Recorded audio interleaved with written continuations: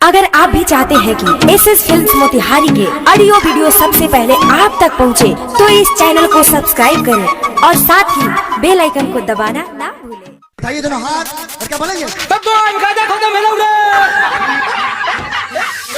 जिलम छाप जिंदाबाद जिंदाबाद जिंदाबाद। जिलम छाप जिंदाबाद जिंदाबाद जिंदाबाद। जीतेगा भाई जीतेगा, जिलम छाप जीतेगा। गाजा पार्टी बोल, गाजा पार्टी बोल। माँ वैष्णो रिकॉर्डिंग स्टूडियो दिल्ली।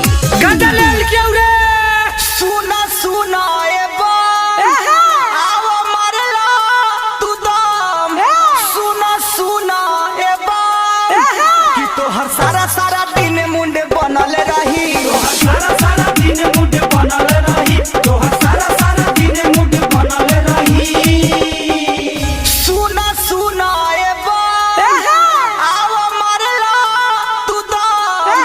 सुना सुना ए बात कि तो हर सारा सारा दिन मुंडे बनल रही। सारा सारा दिन मुंडे बनल रही। तो हर सारा सारा दिन मुंडे बनल रही।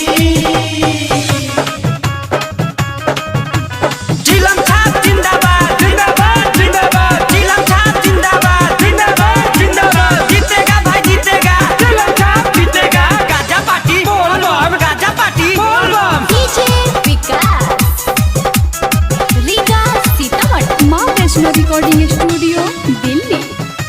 हाँ हाँ बरसतारी में झिम सावन के बदरिया। बोल बम बोला तो चलो एक कंवरिया। बोल बम बोला तो चलो एक कंवरिया। हाँ हाँ बरसतारी में झिम सावन के बदरिया। बोल बम बोला तो चलो एक कंवरिया। होई नहीं नरजी खत्म चढ़ी जब चिलम। होई नहीं नरजी खत्म लड़ाई बना देह तहार तनल रही। सारा सारा दिन मुंडे बनल रही। तो सारा सारा दिन मुंडे बनल रही। जिलम छाप जिंदाबाद जिंदाबाद जिंदाबाद। जिलम छाप जिंदाबाद जिंदाबाद जिंदाबाद। जीतेगा भाई जीतेगा, जिलम छाप जीतेगा। गाजा पार्टी बोल बम, गाजा पार्टी बोल बम। डीजे विकास रीगा सीतामढ़ी। माँ वैष्णो रिकॉर्डिंग स्टूडियो दिल्ली। झुमया नाच हिलावा तू कमरिया। परदेसी पिया कबो थकी ना शरीरिया। ये परदेसी कबो थकी ना शरीरिया। काका बम झुमया नाच हिलावा तू कमरिया।